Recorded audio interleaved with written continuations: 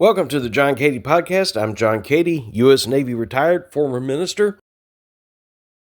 As we continue this discussion about what it's like to leave a high-performance, high-control, abusive church, there's another aspect that a lot of us have dealt with after we leave, and this involves what happens when we decide to start speaking out. And it's a difficult decision to make because a lot of people, and for very valid reasons, will never speak out. They'll instead choose to just quietly go about their lives and act like the past never happened. I had a friend who left the same organization I did, and basically that's what he did. He went and joined a more traditional mainline organization.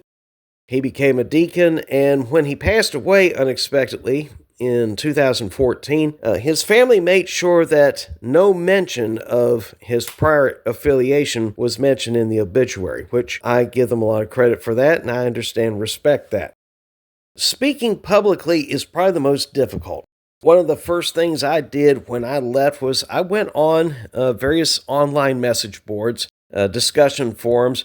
It was a scorched earth approach because I was very prolific. One particular message board, I was lighting it up almost on a daily basis. I had like a couple thousand entries on there, pointing out different aspects and different perspectives on the inner workings that someone like me would have seen because I had been there for so many years, and near the end, I was a part of that inner circle. But many people choose not to because they're afraid of the backlash from those who are inside and even from church leadership. Church leadership might start bearing down on them. You might get the cease and desist letters. What kept that from happening to me was I made absolute certain that, especially when I went public on radio programs beginning in 2008, I made sure that I stuck with hard, cold, provable facts. That way, nobody could say anything. It's like, you can't dispute it because it could be verified. It happened. That's probably the one thing that kept the backlash off of me and prevented me from having to deal with potential lawsuits, cease or desist orders, and stuff like that. Another reason why some people refuse to speak out is because they fear hurting their friends who are still there. And that's perfectly understandable too. They want to still be friends, even though those friends probably don't want to deal with them simply because the church, and here we go with the helicopter again. It must be a busy night here in Bartlesville because that's the second one that's come in for a medevac. So I just hope that whoever's being medevaced, I hope everything goes well and that they'll feel better. There's that fear of harming people, fear of being labeled as bitter. Yes, I have heard that one from the pulpit many times describing folks who leave. They're saying, oh, they have taken on the root of bitterness. Is it really a root of bitterness, or is it clarity that they just don't want to deal with the nonsense anymore? But those are all things that a survivor faces when they first leave. And then, of course, there's this internalization that many of us were taught in these high-controlled churches. If we speak out against the misconduct of a leader, we are touching God's anointed. Given what was proven through court records, the so-called anointed one, I would not want to have touched him. And I will leave it there.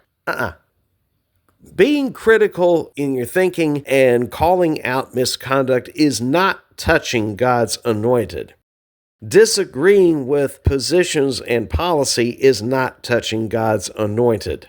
Leaving for valid reasons and speaking out against those actions that led to our departure isn't touching God's anointed either.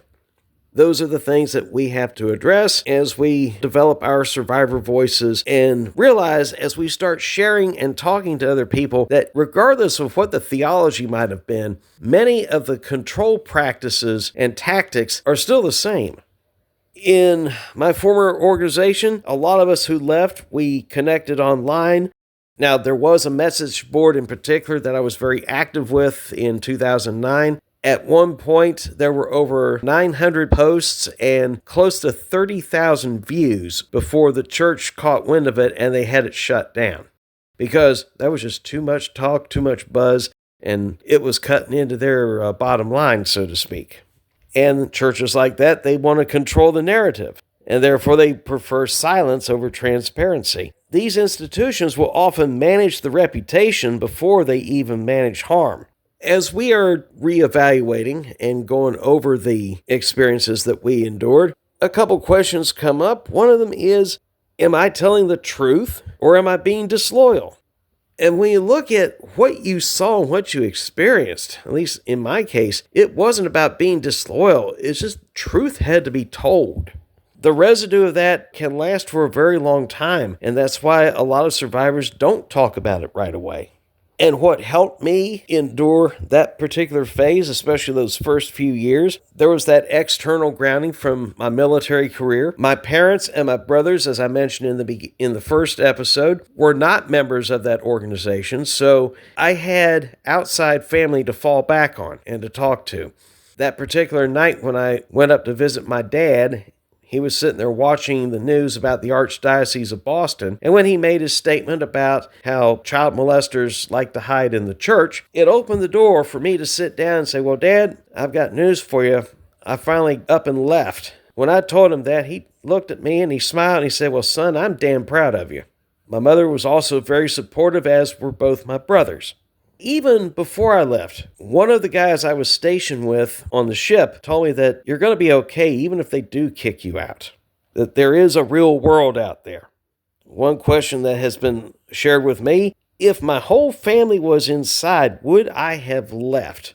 Thankfully, I never had to answer that question, and chances are I probably would have left, but it would have been more devastating because that would also have meant I would have lost connection with my family, my blood relatives, in addition to the church family. This is John Cady. I hope you've enjoyed this podcast, and if you like this content, hit like, hit subscribe, and I'll be looking forward to you on the next one.